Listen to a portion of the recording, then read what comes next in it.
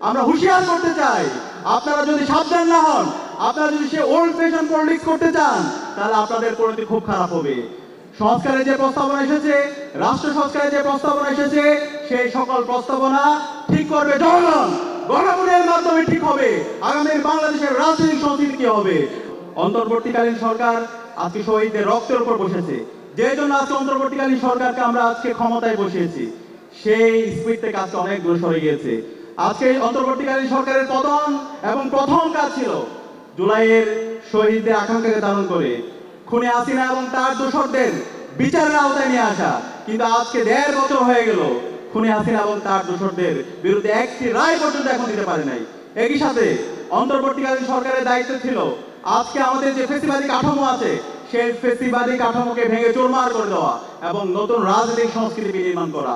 কিন্তু আজকে অন্তর্বর্তীকালীন সরকারের পক্ষ থেকে, ঐকমত্য কমিশনের পক্ষ থেকে যেই আমাদের সংস্কার প্রস্তাবনা দিয়েছে, সেই সংস্কার প্রস্তাবনা বাংলাদেশের মেজর পলিটিক্যাল পার্টিগুলো তারা বিরোধিতা করছে। আমরা হুঁশিয়ার করতে চাই, আপনারা যদি সাবধান না হন, আপনারা যদি সে ওল্ড ফ্যাশন পলিটিক্স করতে চান, তাহলে আপনাদের পরিণতি খুব খারাপ হবে। সংস্কারের যে প্রস্তাবনা এসেছে, রাষ্ট্র সংস্কারের যে প্রস্তাবনা এসেছে, সেই সকল প্রস্তাবনা ঠিক করবে জনগণ। গণভোটের মাধ্যমে ঠিক হবে আগামীর বাংলাদেশের রাজনৈতিক সংস্কৃতি কি হবে।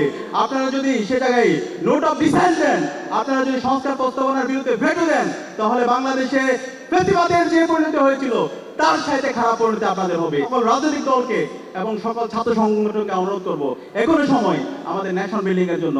বাংলাদেশ রাষ্ট্রের আজকে 54 বছর আমরা এত অর্থ দেওয়ার পরও, ঐতিহাসিক সুযোগ পাওয়ার পরও আমাদের বাংলাদেশকে যদি আমরা বিনির্মাণ করতে না পারি, তাহলে আমাদের এই শহীদরা আমাদেরকে ক্ষমা করবে না।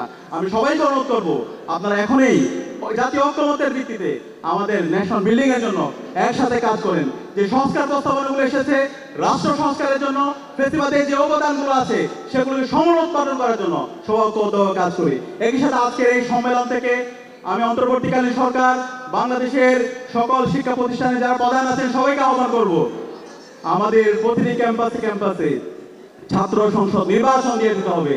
জুলাই শহীদদের অন্যতম আকাঙ্ক্ষা হচ্ছে বাংলাদেশের প্রতিটি ক্যাম্পাসে ক্যাম্পাসে শিক্ষার্থীদের নির্বাচিত প্রতিনিধিরা নেতৃত্ব দিবে। সুতরাং বাংলাদেশের বাকি যে ক্যাম্পাসগুলো আছে, যে কলেজগুলো আছে, সকল ক্যাম্পাসে দ্রুত সময়ের মধ্যে ছাত্র সংসদ নির্বাচন দিয়ে দিতে হবে এবং শিক্ষার্থীদের নির্বাচিত প্রতিনিধিরাই জুলাইয়ের আকাঙ্ক্ষাকে ধারণ করে একটি বৈষম্যহীন ইনসাফ ভিত্তিক ক্যাম্পাস এবং বৈষম্যহীন ইনসাফ ভিত্তিক বাংলাদেশ নির্মাণের জন্য তারা কাজ করবে এবং তারাই আগামী বাংলাদেশের নেতৃত্ব দিবে ইনশাআল্লাহ। সে আহ্বান জানিয়ে আমি আমার কথা এখানে শেষ করছি। আসসালামু আলাইকুম।